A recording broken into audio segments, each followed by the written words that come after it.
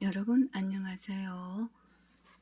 오늘은 아브라함의 믿음의 순종과 이삭을 통한 예수 그리스도의 표들에 대해서 알아보겠습니다. 참 그리고요.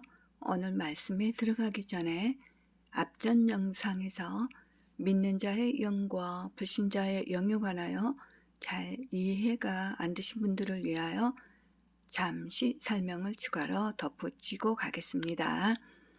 요한복음 3장 5절에서 6절 말씀에 예수께서 대답하시기를 진실로 진실로 내가 너에게 말하노니 사람이 물과 성령으로 태어나지 아니하면 하나님의 나라에 들어갈 수 없느니라고 말씀하셨지요. 즉 영이 거듭나고 혼이 구원받은 자만이 들어갈 수 있는 게지요. 첫 번째 질문요. 그런 구원받지 못한 불신자의 영은 어디로 가나요? 알아볼까요? 전도서 3장 21절 말씀을 보니 사람의 영은 위로 올라가고 짐승의 영은 땅 아래로 내려가는 것을 누가 알리요? 라고 말씀하셨지요. 구원받은 자는 이든 구원받지 않는 자이든 사람의 영은 일단 하늘로 올라가지만 물과 성령으로 태어난 자만이 하나님 나라에 들어갈 수 있지요. 모든 사람의 영이 똑같은 곳에 들어갈 수 있다면 하나님이신 예수 그리스도께서 거짓말하신 건가요? 노입니다. 죄로 죽은 자의 영은 분명 하늘로 회수되어 올라가지만 하나님의 나라에서 물과 성령으로 태어난 자들의 영과는 같이 있지는 않는 게지요. 즉 하나님이 죄와 거할 수 없기 때문이죠. 한 예로 보자면 아담과 이브가 에덴 동산에서 하나님과 교제하며 살다가 죄를 듣고 영이 죽자 죄와 함께 거할 수 없는 하나님께서 그들을 에덴 동산에서 추방시키시고 다시는 들어오지 못하도록 불칼로 지키시게 하신 것을 이미 잘 알고 계신 겁니다. 우리는 이렇듯 말씀을 통해서만 알려주신 것까지만 이해를 할 수가 있겠지요. 성경에서 말씀하시지 않는 그런 영역까지는 추측할 수는 없습니다. 그럼 이제 본 영상의 말씀으로 들어갈까요? 우여곡절로 소돔과 고모라가 멸망할 때 하나님께서 아브라함을 기억하시고 그곳에서 롯을 구해 주셨지요. 이는 아브라함이 조카 롯을 위해 여러 차례 하나님께 간구를 하는 유명한 장면들도 기록되어 있지요. 그 아브라함은 그랄 지역으로 내려가 또다시 그곳에서 아내 사라를 누이로 속이는 사건이 생기지요. 90세가 넘는 할머니를 누이라고 속이는 일은 현대로 사는 우리로서는 이해가 안 되고, 또한 그랄 왕 아비멜렉이 90이 넘은 할머니를 취하려고 데려간다는 것도 정말 이해할 수가 없지요. 아브라함의 수하에는 훨씬 젊고 예쁜 여동들도 많았을 텐데요. 이제 그 시대의 풍속을 알아볼까요? 당시 팔레스타인의 생활 형태는 여러 종족이 서로 섞여 살면서 각기 부락을 형성하여 살았는데 아브라함은 이런 여러 종족들 사이를 왕래하면서 유목과 상거래를 했던 것으로 보이지요. 또한 그 종족들의 풍습은 자신의 아내에게 누이라고 칭하는 것은 대단한 존경의 표시이며 그 누이에 대해서는 법적 사회적으로 보호를 해주게 되어 있어서 자신의 안전뿐만 아니라 사라를 위해서도 안전한 최상의 대우를 받을 수 있는 방법이지요. 따라서 아브라함은 당시의 풍속에 대해 박식할 뿐 아니라 매우 현명한 사람이었다고 볼 수 있지요. 즉 약탈과 도둑을 일삼는 고대 시대에서 평범한 여종이나 가솔들처럼 함부로 대우해서는 안 된다는 의미도 있는 게지요. 어찌든 우리 시대에는 도저히 이해할 수 없는 방식들이죠. 아마 그 시대에도 현대처럼 여자들이 반바지에 노출 심한 옷차림과 자동차와 핸드폰 가지고 다니는 문화를 이해할 수 없듯이 말이죠. 또다시 하나님의 계획으로 사라는 무사히 돌아오고 이번에는 아비멜렉으로부터 아내인 줄 몰랐다는 그 미안하다는 의미로 속전 애물도 받지요. 애굽에서는 사라가 훨씬 젊었고 예뻤던 시절이라 정말 혼인 애물 형식으로 아브라함에게 주었다면 이번에는 그 성격이 다른 속죄 애물 스타일이죠. 아브라함이 하나님을 신뢰하는 배짱이 큰 건지 인간적인 연약함이 큰 건지 정말 이해하기 힘드네요. 또한 세월이 흘러 드디어 100세가 된 늙은 아브라함에게 사라가 아들을 낳아 안겨주게 됐지요. 초현실적인 방법으로 태어난 아들 이삭은 인류 구속사의 맥을 잇는다는 점에서 너무 중요하지요. 그 후 시간이 흘러서 가정사에 불화가 생기고 자동적으로 하갈과 이스마엘은 아브라함의 가게에서 제외가 되지요. 이는 이삭에게서 나는 자를 통하여 구속사의 주역으로 삼으시려는 하나님의 계획으로 하나님의 언약에서 죄된 이스마엘을 분리시킴으로써 구속사의 정통성을 이루어 가심을 알 수 있지요. 두 번째 질문이요. 하나님은 아브라함에게 젊은 시절에 아들을 주시지 왜 하필 100세 된 늙은 나이에 또 90세 된 할머니인 사라에게 주셨을까요? 아마 많은 분들이 그런 생각을 하실 수 있을 거예요. 그러나 이것은 인간의 생각일 뿐 시간의 지배를 받으며 살고 있는 우리에게는 당연히 그런 인생의 흐름을 중요시하겠죠. 그리고 하나님은 물론 우리 인간들의 인생의 그 시간들의 각 시점에 계신 것은 맞지만 시간 안에 계시는 분이 아니라 하나님 안에 그 시간이 있는 것이기에 하나님은 인간은 시간의 법칙에 구애받지 않으시죠.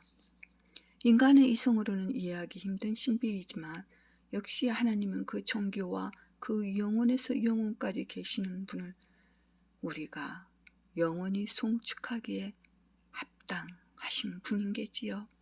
또한 인간의 생각으로는 도저히 불가능한 일일지라도 하나님의 능력을 의심치 아니하고 믿는 자에게는 반드시 이루어진다는 것을 알 수 있지요. 즉 기적 같은 일인 것이죠. 있을 수 없는 일이 일어난 거지요. 그럼 신약 성경에서는 이 장면을 어떻게 말씀하시는지 찾아볼까요? 히브리서 11장 11절에서 12절 말씀을 보니 사라 자신도 수태할 나이가 지났지만 믿음으로 씨를 잉태하는 힘을 받아 아이를 출산하였으니 이는 약속하신 분이 신실한 줄로 여김이라. 그러므로 죽은 자와 같이 된 한 사람으로 인하여 하늘의 수많은 별과 해변에 헤아릴 수 없는 모래와 같이 많은 사람이 생육하였느니라. 이렇게 말씀하셨네요. 다만 또한 이삭 출생 후 가나안 땅에서 아브라함의 세력이 날로 확장되어 가자 블레셋 땅에서 막강한 세력을 지닌 그라라 왕 아비멜렉이 먼저 아브라함에게 화친을 제의해 옵니다. 여러분이 기억을 하신다면 아브라함이 이를 너무 두려워해서 아내를 누이라고 속였던 상황이 반전이 된 거죠. 오히려 이제는 아비멜렉이 아브라함을 두려워하게 된 거죠. 이주민이고 유랑자로 떠돌던 그런 아브라함이 이제는 주변 국가들이 두려워할 정도로 급성장을 하고 세력이 커진 거죠. 드디어 이들의 화친 체결 이후 그들이 물러가고 아브라함은 그곳 브엘세바에서 자신과의 언약을 신실히 준행해 주시는 하나님께 감사의 경배를 하게 되죠. 창세기 21장 33절 말씀을 보니 아브라함은 브엘세바에서 에셀을 신고 영원하신 하나님 주의 이름을 불렀더라고 기록하고 있지요. 여기서 에셀을 신고는 시나이 반도에서 서식하는 상록수로서 재질이 단단하고 키가 커서 넓은 그늘을 형성하는데 아브라함이 이 나무를 심고 그 그늘에서 영원하신 하나님께 경배를 드리지요. 그 후 감사와 기쁨의 세월을 살아가던 아브라함에게 어느 날 청천벽력 같은 일이 생기지요. 즉 하나님께서 아브라함을 시험하시며 그 아들 독자 이삭을 모리아 땅의 산들 중에 한 지시한 산에서 번제로 드리라는 이해할 수 없는 요구를 하시는 게지요. 그러나 아브라함은 조금의 망설임도 없이 아침 일찍 일어나 이삭과 또 수종들 청년들을 데리고 떠나지요. 참으로 초이성적인 아브라함의 성숙된 신앙의 모습이 빛을 발하는 장면들이죠. 또한 아무것도 모르고 따라가는 아들 이삭이 번제에 쓸 어린 양은 어디 있습니까? 하고 묻는 물음에 아브라함의 답변은 또한 참으로 놀라웠지요. 창세기 12장 8절 말씀을 보니 아브라함이 말하기를 내 아들아 하나님께서 자신을 번제에 쓸 어린 양으로 마련하실 것이라 하고 두 사람이 함께 가니라 고 말씀하시죠. 하나님께서 자신을 번제에 쓸 어린 양으로 마련하신다는 겁니다. 놀랍죠? 또한 지시한 산에서 지고 간 나무를 벌려놓고 이삭을 묶어 번제에 쓸 짐승을 잡듯 이삭에게 칼을 두는 순간 주의 천사가 다급히 아브라함을 부르며 이삭에게 아무 일도 하지 못하게 제지를 시키시고 하나님이 미리 준비해 두신 뿔이 수풀에 걸린 수탉 한 마리로 대신 번제를 드리지요. 하나님을 다급하게 만든 아브라함의 믿음과 하나님의 역사 개입은 참으로 명장면이지요.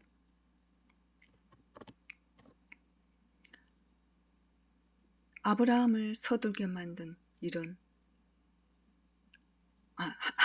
하나님을 서둘게 만든 아브라함의 이런 행동을 이삭을 죽이지는 않았지만 하나님께서는 죽인 거와 동일하게 인정을 해 주십니다. 그 까닭은 이삭의 죽음은 하나님의 언약의 파기를 의미했기 때문에 하나님께서도 급하게 부르시고 제지한 것이죠. 이 일 후로 아브라함은 더 큰 복을 약속받고 다시 브엘세바로 돌아가지요.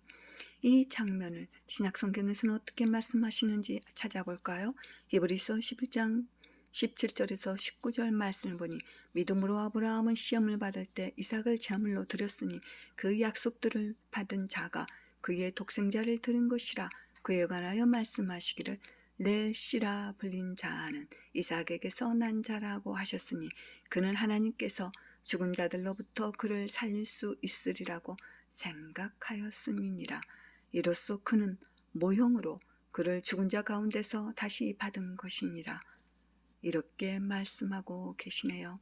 즉 아브라함은 이삭을 죽인다 해도 하나님께서 그를 다시 부활시켜 주시리라는 확고한 믿음이 있었던 게지요. 와, 놀라운 믿음이지요. 고대의 시대에 어찌 그런 지식과 지혜를 겸비하고 있었는지 이 시대의 사람들보다도 훨씬 더 뛰어나게 현명한 사람인 것 같네요. 그래서 하나님을 경외하는 것이 지혜의 근본이고 그 안에서 또한 지식이 나오며 그 지혜와 지식을 잘 병행하는 자에게서 명철이 따라다니는 것이겠지요. 세 번째 질문이요. 이삭이 예수 그리스도의 모형인 예표들은 무엇인가요? 네, 알아볼까요? 첫 번째는요, 이삭도 예수님도 인간의 이성으로는 이해하기가 힘든 초현실적인 방법으로 출생했지요. 즉, 아기를 낳을 수 없는 여인들을 통해서 태어난 게지요. 즉 90세 할머니가 된 사라와 남자를 모른 어린 동정녀 마리아에게서 출생한 점이지요. 기적 같은 일이죠. 그래서 동정녀로부터의 탄생을 여자의 씨라고 말을 하지요.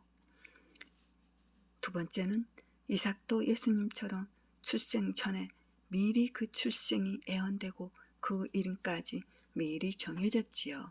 세 번째는요, 예수 그리스도께서 하나님 아버지께 순종하신 것처럼 이삭도 고령에 늙은 힘없는 아버지 아브라함에게 순수히 반항하지 않고 순종하였다는 것입니다.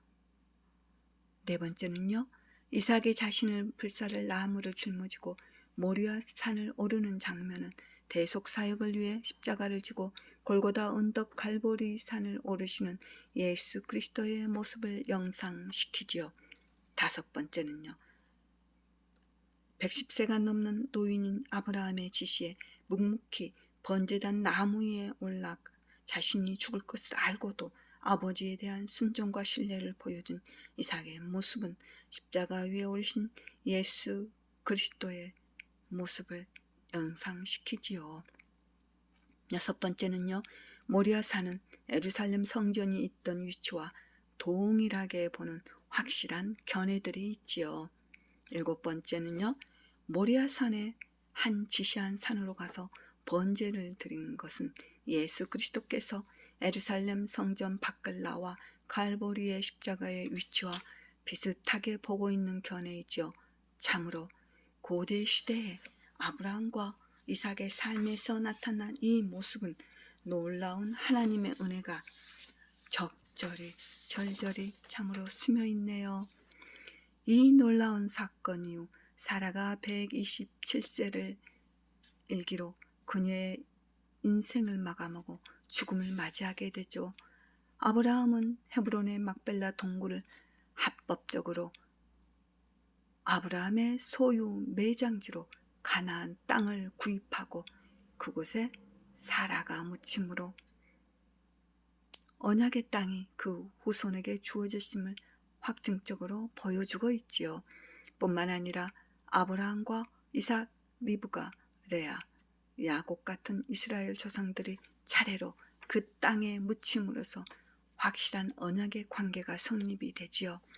그 아브라함이 더 나이가 많아 늙어갈 때 아들 이삭을 혼인시키는 일을 추진하고 확실한 매듭들로 그의 일생을 마무리해 가지요. 즉 예전에 자신이 양자로 사물에 있던 청지기 엘리에셀을 불러 자신의 넓적다리 아래에 손을 놓고 맹세를 하게 하지요. 이삭의 아내는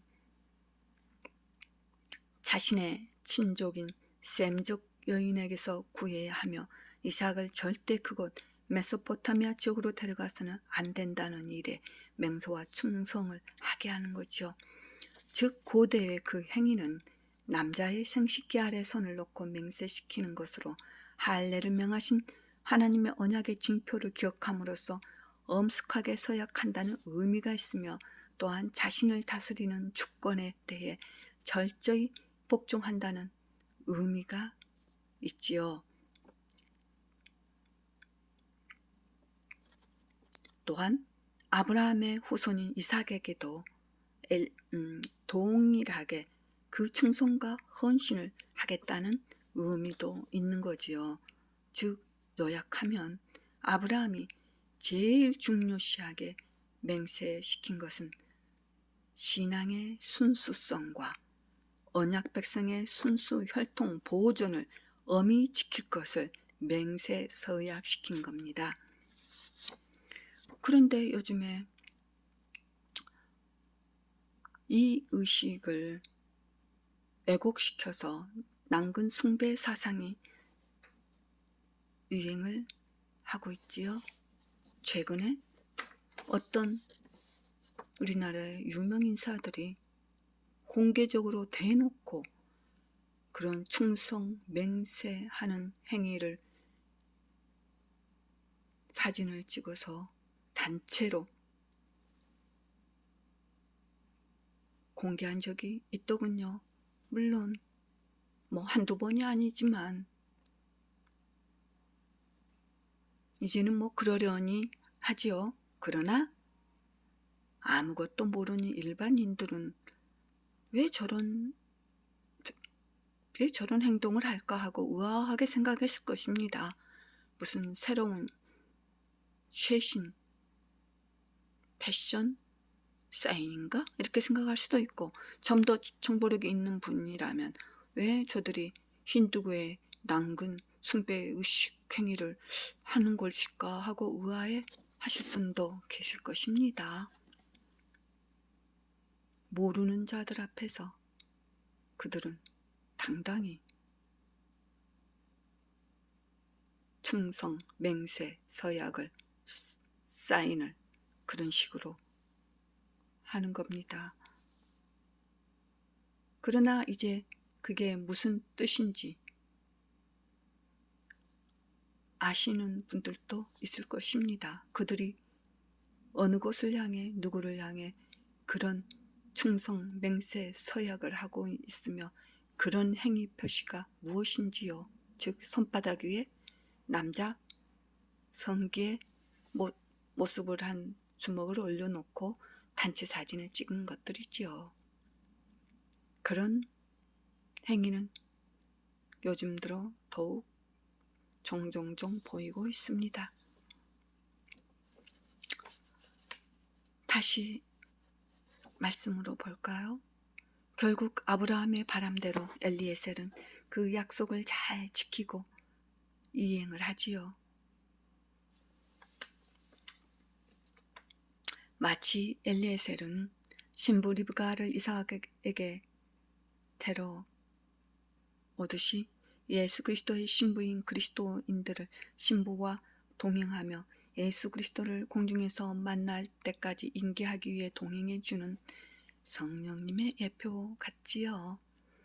그 아브라함은 175세를 살고 그 연수가 차고 늙어 충분히 장수하고 죽어 자기 백성에게 가지요. 아브라함의 시대는 이렇게 흘러가고 이삭의 시대가 서서히 열리게 되네요. 여러분, 오늘도 시간에서 기쁨이 있으시기를 바랍니다. 오늘도 감사드리며 여러분 안녕.